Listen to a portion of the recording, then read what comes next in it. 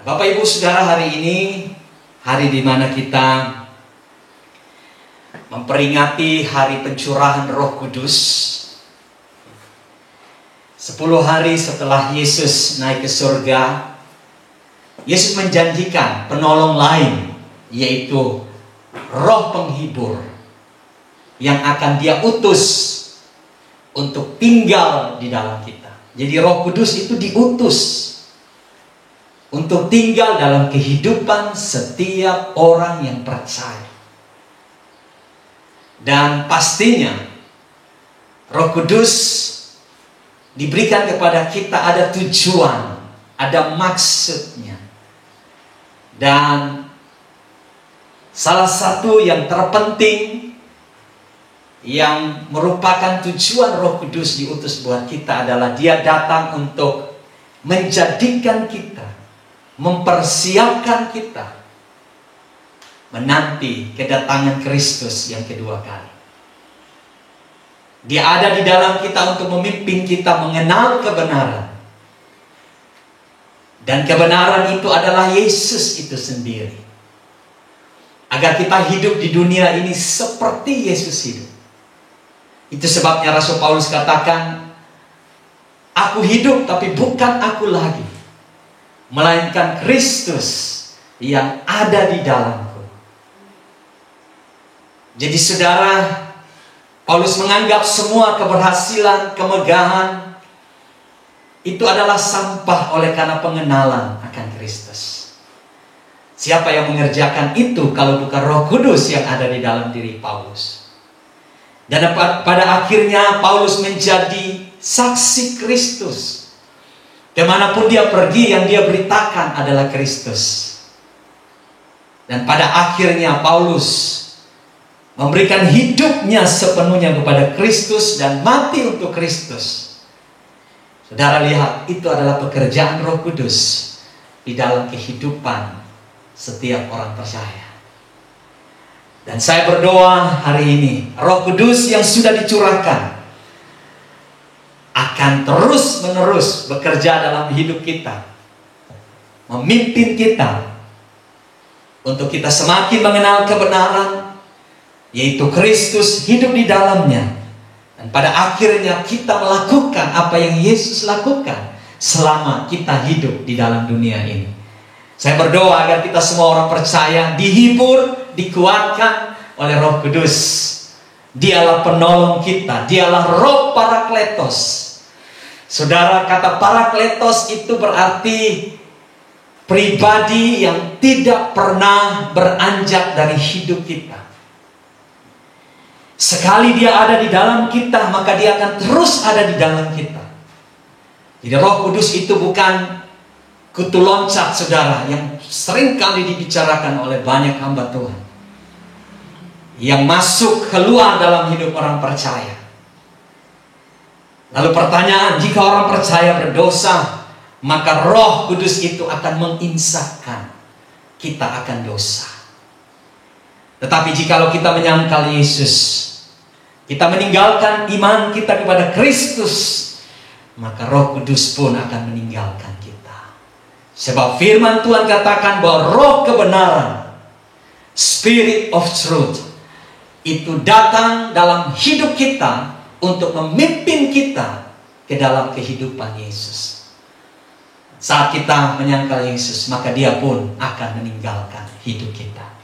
Maka sangat sulit bagi seorang yang sudah murtad, seorang yang sudah meninggalkan imannya, untuk percaya, untuk kembali menerima keselamatan. Mengapa saudara? Karena hanya Roh Kudus yang menginsafkan. Itu sebabnya pada bagian firman Tuhan yang lain, siapa menyangkal Yesus, ada pengampunan. Tetapi siapa yang menyangkal Roh Kudus, dia tidak diampuni. Mengapa? Karena Roh Kudus yang memimpin kita. Itu sebabnya dia begitu berharga. Bagi saya Roh Kudus begitu penting. Roh Kudus adalah pribadi Tuhan itu sendiri. Yesus berkata adalah lebih baik jika aku kembali, lebih berguna bagi kamu jika aku kembali. Mengapa? Karena waktu Yesus hidup di dunia, Yesus hanya ada di Yerusalem. Yesus tidak ada di mana-mana. Itu sebabnya Yesus katakan lebih baik, lebih berguna bagi kamu aku kembali. Supaya ketika Roh Kudus itu aku curahkan kepadamu, dia tinggal di dalammu dan dia menghasilkan hidup Yesus di dalam kita. Nah, saudara bayangkan, jika di dalam saya ada Yesus, di dalam saudara ada Yesus, di mana-mana orang percaya ada hidup Yesus, maka apa yang terjadi, saudara? Ketika kita bergerak dengan hati Yesus, bergerak dengan keinginan Yesus, maka mujizat demi mujizat akan terjadi. Dunia akan melihat Yesus di dalam hidup kita. Nah, Bapak Ibu Saudara, saya tidak akan berkhotbah hari ini dari khotbah mengenai Roh Kudus.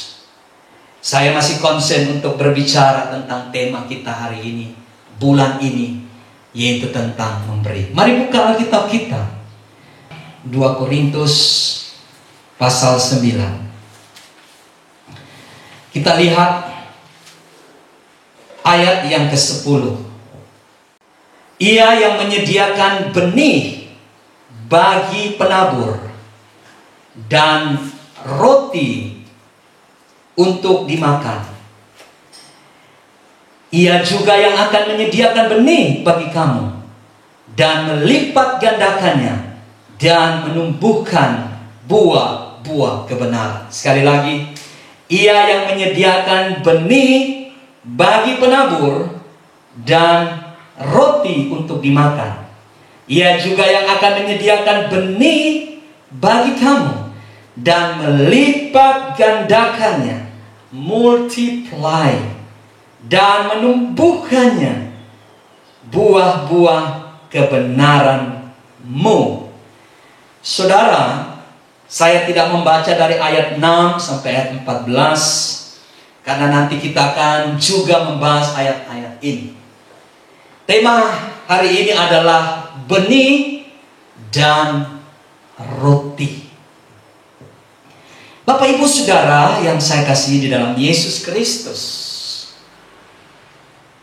surat 2 Korintus ini ditulis oleh Rasul Paulus kepada jemaat orang-orang percaya yang ada di Korintus. Ini adalah surat keduanya. Dan di dalam pasal 8, pasal 9, Paulus sedang mendorong orang percaya yang ada di Korintus untuk mengambil bahagian dalam mendukung pemberian kepada orang-orang miskin yang ada di Yerusalem. Saudara, pada zaman itu orang-orang percaya yang ada di Yerusalem dilanda oleh kelaparan yang hebat, kemiskinan oleh karena penjajahan Romawi, dan juga penganiayaan yang begitu hebat yang dilakukan oleh Kaisar Romawi telah menjadikan orang-orang percaya mengalami kemiskinan dan kelaparan. Itu sebabnya Paulus menulis surat ini kepada jemaat orang percaya yang ada di Korintus, secara khusus di dalam pasal 8 dan pasal 9, untuk mengambil bagian di dalam pelayanan kasih, yaitu mendukung orang-orang miskin ini di dalam pengadaan makanan maupun pakaian dan apapun yang mereka butuhkan. Dan saudara, di dalam pasal 8 kita mendapati Paulus memberikan satu contoh kepada jemaat di Korintus, bagaimana hebatnya, bagaimana luar biasanya, bagaimana orang-orang yang ada di Makedonia, jemaat Tuhan yang ada di Makedonia, sangat-sangat luar biasa di dalam memberi. Saudara perhatikan 2 Korintus 8 ayat yang kedua. Selagi dicobai dengan berat dalam pelbagai penderitaan, sukacita mereka meluap dan mereka sangat miskin. Saudara garis bawahi, namun mereka kaya dalam kemurahan. Ayat 3.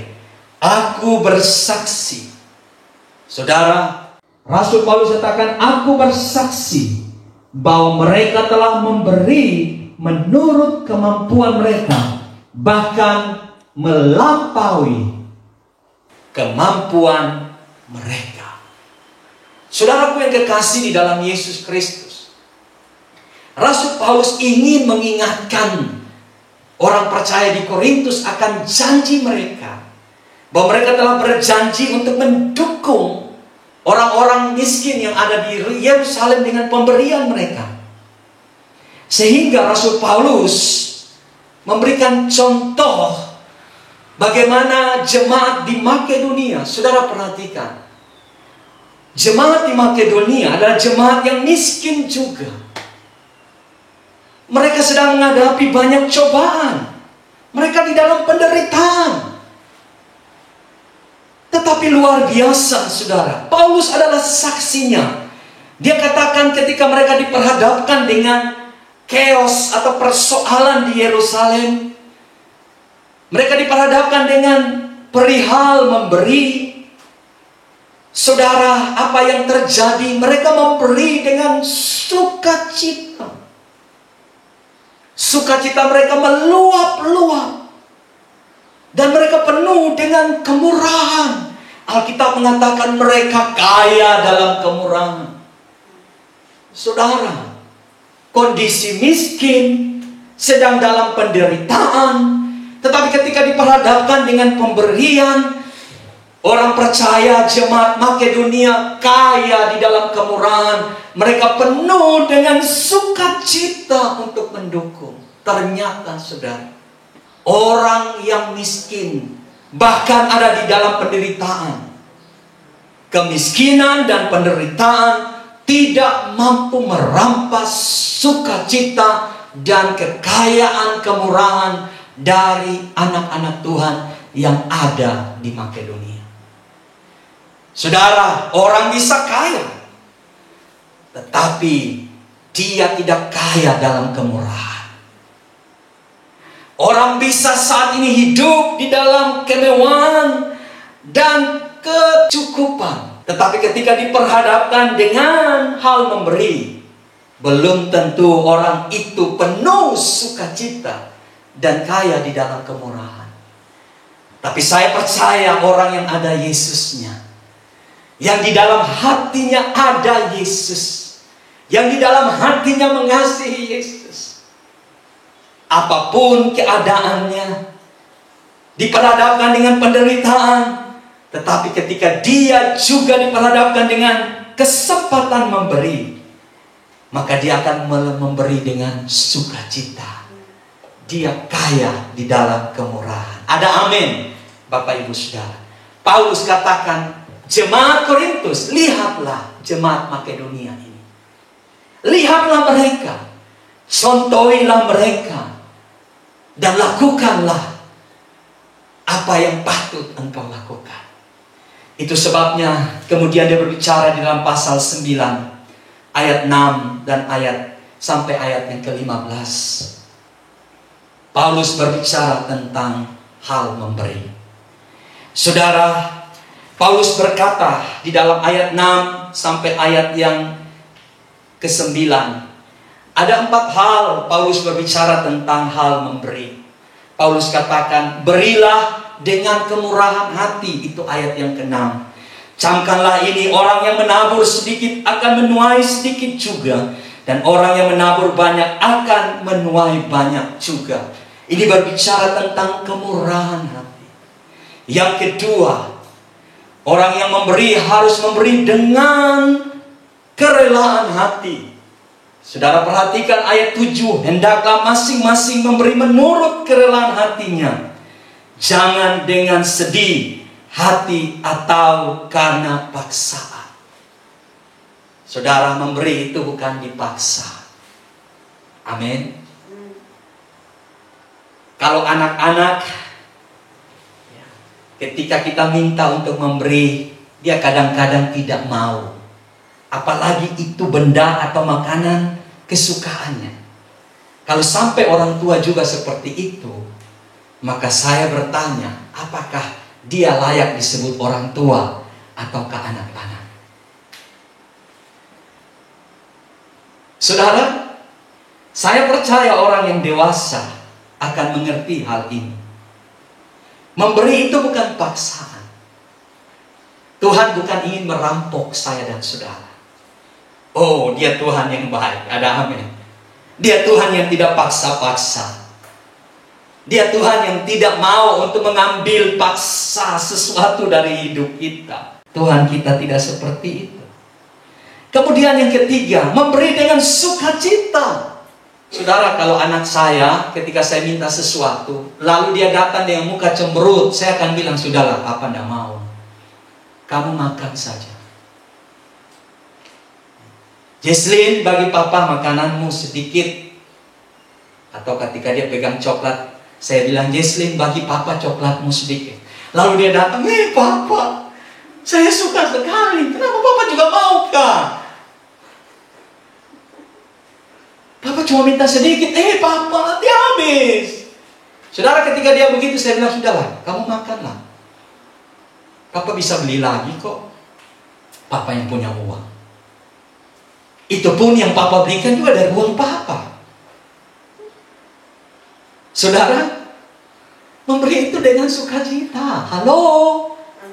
Amin. Datang ke Tuhan itu tanpa beban, saudara.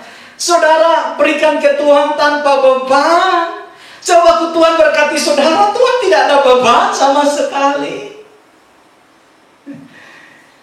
Saudara nangis-nangis berdoa, Tuhan buka saya pekerjaan, Tuhan berkati usaha saya. Tuhan tidak beban untuk ini. Buka lagi. Kasih lagi. Minta lagi. No, saudara. Tuhan tidak seperti itu. Di hatinya yang ada hanya kebaikan. Amin. Di hatinya hanya yang ada kemurahan.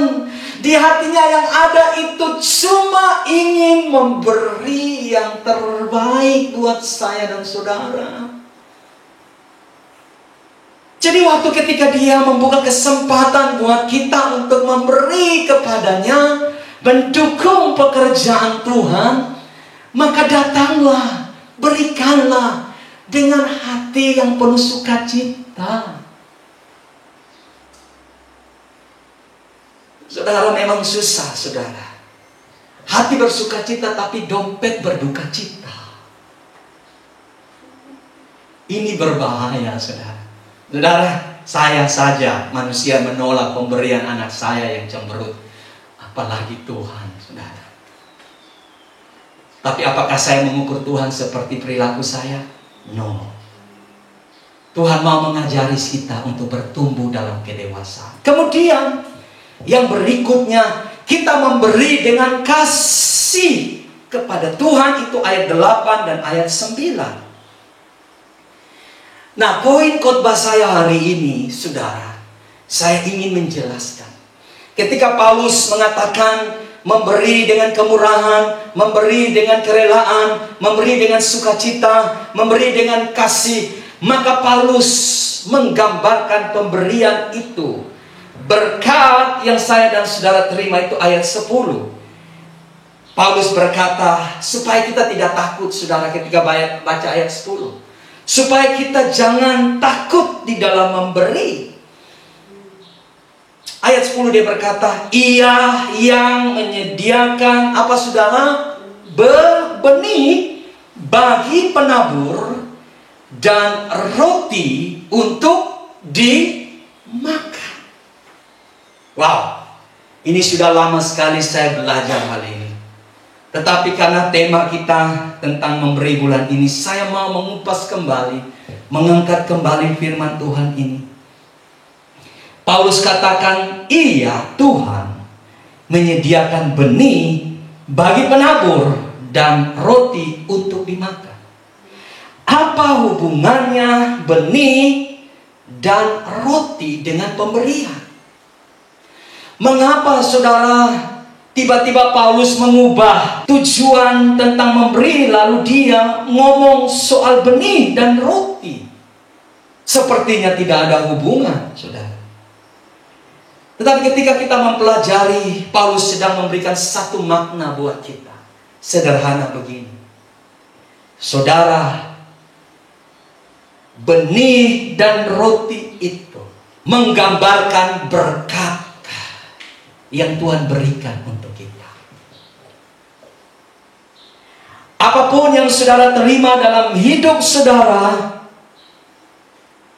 apapun berkat yang saudara dapat dari Tuhan, di dalamnya ada benih dan ada roti.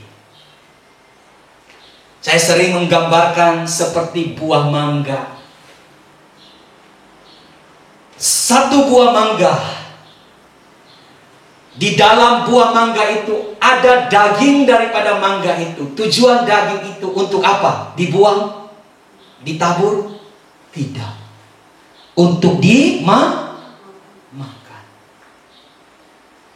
Tetapi jangan lupa, di dalam daging itu ada benih. Ada biji mangga. Dan biji mangga ini, saudara, untuk apa? Dimakan? Atau ditabur? Ditanam? Saya pernah lihat, saudara, ada seseorang yang makan mangga. Mungkin sangat enak mangganya. Dan juga dia dalam keadaan lapar. Kulitnya dimakan. Dagingnya dimakan, saudara. Lalu bijinya diisap sampai putih. Bahkan digigit-gigit sampai robek benih itu. Dan apa yang terjadi, saudara? Di situ dia puas. Aku telah puas menikmati buah mangga. Saudara, ini orang balalat namanya. Ini sangat balalat. Kulitnya yang seharusnya dibuang, dimakan juga. Daging oke lah, tapi bijinya juga ditelan. Untung, saudara, dia gigit. Kalau dia telan, apa yang terjadi, saudara? Saya tidak bisa membayangkan kalau dia masuk rumah sakit. Lalu dokter tanya, kenapa kamu sakit? Dok, di tenggorokan saya ada biji mangga. Dokter bilang, kenapa kamu telan biji mangga? Mungkin dia berkata, terlalu enak, dokter. Sangat enak. Saudara, bukankah ini perilaku kita kadang-kadang sebagai anak Tuhan?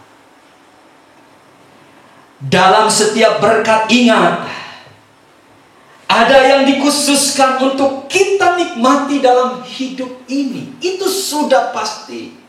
Tuhan bilang begini, Tuhan yang sediakan. Jadi saudaraku, kita harus pegang ini, bahwa Tuhan itu adalah provider. Tuhan itu adalah penyedia dalam hidup kita. Dia supply yang kita ingin makan. Dia sediakan dalam hidup kita. Artinya, saudara, roti tidak pernah kurang. Mengapa?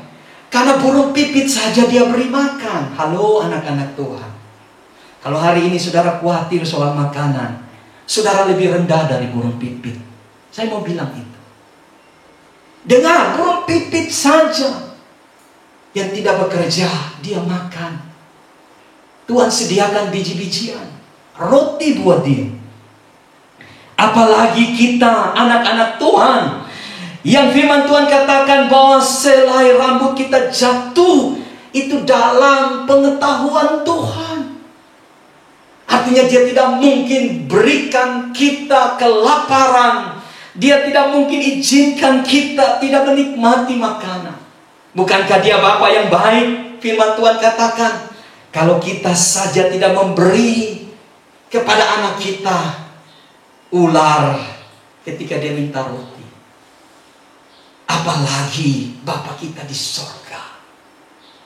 Saudara, kenali Bapa saudara. Dia katakan, iya Tuhan yang menyediakan, dialah supply. Dia akan menyuplai. Dan saudara tahu, surga tidak pernah resesi. Surga tidak pernah kekurangan. Surga tidak pernah kehabisan roti untuk kita yang percaya kepadanya. Saudara, surga tidak pernah kekurangan. Yang kekurangan ialah iman kita. Yang kekurangan ialah percaya kita. Itu sebabnya Tuhan berkata, di manakah imanmu? Mengapa engkau khawatir? Mengapa engkau bimbang dengan hidupmu? Bukankah karena kekhawatiran dan kebimbangan membuat kita lupa bahwa selalu ada roti setiap pagi Tuhan sediakan. Namun ketika kita terima berkat, ada bahagian yang harus kita makan. Tapi ingat, ada juga benih yang harus kita tabur. Artinya begini saudara, jikalau saudara punya mangga tadi, lalu saudara makan dagingnya dan bijinya saudara tanam, maka firman Tuhan katakan, apa yang ditanam itu, apa yang ditabur itu akan saudara tuai. Dari satu benih Tuhan akan tumbuhkan banyak benih dalam hidup. Artinya begini, mau roti untuk kita makan, mau hal yang kita mau berikan bagi Tuhan yang kita beri, itu disediakan Tuhan. Dan saudara, firman Tuhan katakan bahwa Tuhan menyediakan itu buat kita. Dia sediakan itu dalam berkat yang kita terima. Disitulah Tuhan ingin agar kita memanage dengan baik. Kita mengatur apa yang harus kita makan dan apa yang harus kita berikan untuk Tuhan. Benih bisa berbicara tentang persembahan kita kepada Tuhan. Persembahan syukur kita, perpuluhan kita, persembahan kita yang lain.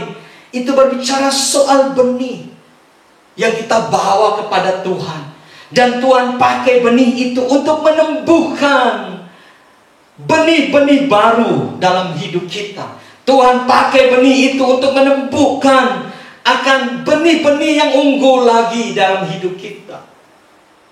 Sehingga ayat 6 berkata, orang yang menabur akan menuai. Itu terjadi dalam kehidupan kita. Kita memberi bukan mengharapkan untuk kita terima. No, saudara. Tapi kalau hukum di dunia saja, Tuhan telah atur bahwa benih yang ditabur pasti tumbuh. Dan itu berkali lipat. Apalagi di dalam kerajaan Allah. Saya sangat percaya bahwa orang yang menabur tidak akan pernah kekurangan. Ada amin. Oleh sebab itu, aturlah mana benih, mana roti. Saudara atur dengan sebaik-baiknya. Jangan juga saudara roti saudara sudah kenyang, lalu benih yang harus saudara tabur, saudara makan juga. Saudara ambil juga. Saudara embat juga. Saudara habiskan juga. Maka jangan heran saudara, untuk kita tuai pada musimnya, kita tidak menerimanya. Karena pada musim yang harus kita tuai, ternyata tidak ada benih yang kita tabur. Apakah Tuhan jahat dalam hal ini? Apakah Tuhan tidak baik dalam hidup kita? No, saudara. Tuhan bekerja melalui firman-Nya. Dan firman-Nya berkata kepada kita, apa yang kita tabur, itu yang kita tuai. Saya sangat percaya ayat ini, saudara. Bukan saya memberi karena saya mau menerima, bukan. Tapi saya pegang hukum Tuhan. Kalau di dunia saja hukum jelas. Saudara tanam jagung, tumbuh jagung. Tanam biji jagung, saudara tuai bulir jagung. Dan di dalamnya ada beribu butir jagung. Apalagi dalam kerajaan surga. Saudara, ayat yang berikut berkata, saya baca ayat 10 kalimat berikut. Di situ dikatakan, ia juga yang menyediakan benih bagi kamu. Dan saudara lihat, multiply, melipat gandakannya. Saya titik di kata itu. Saudara perhatikan. Kalau hari ini saudara berkata, saya yang kerja keras, saya yang berusaha, iya. Tidak mungkin saudara. Firman Tuhan yang lain, saudara tidur-tiduran, lalu uang jatuh dari surga. Harta saudara terima, tidak. Saudara perlu sekolah, saudara perlu belajar, saudara perlu melayani, saudara perlu bekerja. yang bisnis-bisnis, yang usaha-usaha, yang studi-studi, yang melayani-melayani. Di mana Tuhan tempatkan kita, kita melakukannya. Tetapi ingat bahwa Tuhan yang menyediakan itu buat kita. Firman Tuhan, tidak ada sesuatu yang terjadi tanpa izin Tuhan.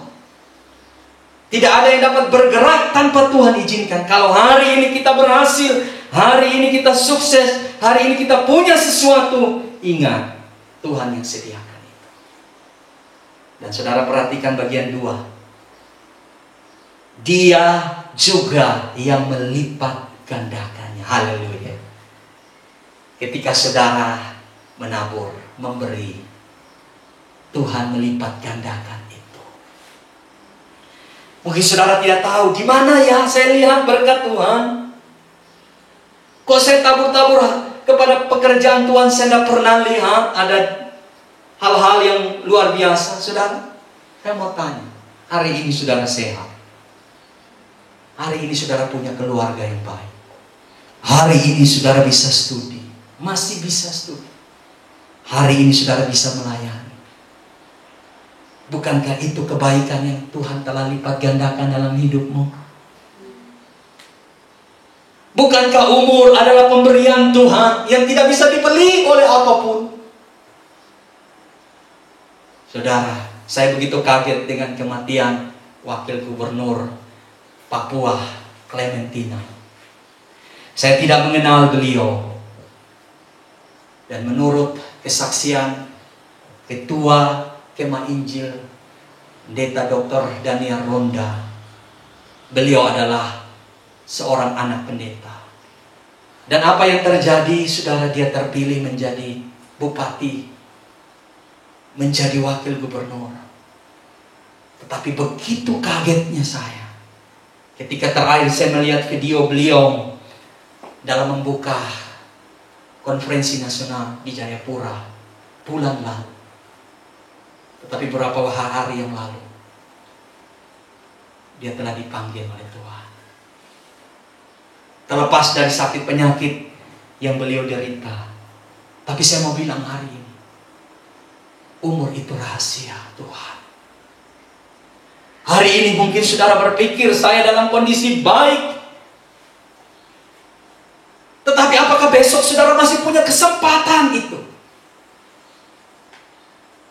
Bapak Clementina telah membuktikan, dia telah melakukan yang terbaik bagi anak-anak Tuhan, bagi gereja Tuhan di Papua. Dia telah mengakhiri pertandingannya dengan baik. Mungkin terlepas dari segala kelemahan, terlepas dari segala hal yang namanya manusia tidak sempurna. Tapi dia telah mendukung pekerjaan Tuhan. Bapak Ibu Saudara yang kekasih di dalam Yesus Kristus, kalau Tuhan masih percayakan umur hari ini buat saudara, buat yang terbaik buat Tuhan. Amin. Lakukan yang terbaik. Jangan takut, saudara. Dia yang menyediakan benih itu. Dia juga yang melipat gandakannya. Dia yang memberikan kelimpahan dalam hidup saudara. Ada sukacita, ada kemurahan. Saudara perhatikan pada kalimat selanjutnya, dan menumbuhkan buah-buah kebenaran. Artinya ketika saudara memberi, ketika saudara menabur, bukan saja saudara mengalami pelipat gandaan, tetapi pertumbuhan rohani pun itu akan terjadi. Saudara, kalau saya menahan berkat Tuhan dalam hidup saya, peperangan di batin saya begitu hebat, saudara. Kadang-kadang saya berjuang untuk melawan di dalam batin saya. Saya mau bertumbuh atau tidak? Rupanya ketika kita memberi, kita menunjukkan kedewasaan, pertumbuhan kita. Banyak orang lama di gereja, tapi belum tentu dia suka memberi. Orang yang punya hati Tuhan, dia yang suka memberi. Dia tahu waktu dia memberi, dia penuh kemurahan. Dia tahu waktu dia memberi, akan tumbuh buah-buah kebenaran. Dan saudara yang luar biasa, kalau saudara baca ayat selanjutnya, saya akan berhenti di sini. Akan tumbuh ucapan syukur buat Tuhan. Saudara yang kekasih di dalam Yesus Kristus, hari ini Dalam berkat Tuhan ada benih untuk ditabur. Ada roti untuk saudara nikmati. Nikmatilah roti itu. Dan taburlah benih itu. Tuhan yang menyediakan. Tuhan juga yang melipat gandakan. Tuhan juga yang menumbuhkan kedewasaan rohanimu. Mulailah belajar hal ini. Saudara, jangan tahan itu di tangan saudara. Ketika ada yang harus saudara beri, berilah. Sebab waktu kita sangat sedikit. Kita sudah di ujung jalan kita. Apa yang saudara pikirkan tentang hari esok? Apa yang saudara takutkan? Bukankah Dia yang memelihara hidup saudara? Bukankah Dia memegang masa depan saudara? Kasihilah Tuhan dengan segenap hatimu, dengan segenap jiwamu, dengan segenap kekuatan. Dan bukti dari kasih itu, berilah yang terbaik buat Tuhan. Kiranya firman Tuhan memberkati kita.